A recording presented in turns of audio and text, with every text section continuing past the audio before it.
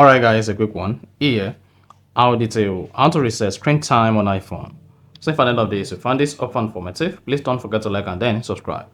Now, the first thing you want to do to reset your screen time feature on your iPhone is go ahead and open the settings application. Scroll down, locate and click on screen time. Now, scroll down, locate and click on turn off app and website activity. Then click on turn off app and website activity. That is the first thing you want to do to turn off screen time on your iPhone.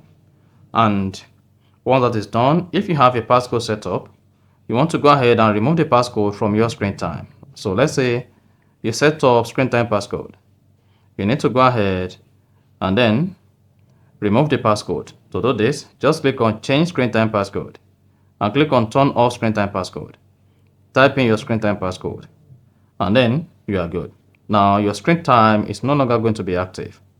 You see that? So that's exactly how to turn off screen time in iPhone. If you found this offer informative, please don't forget to like and then subscribe.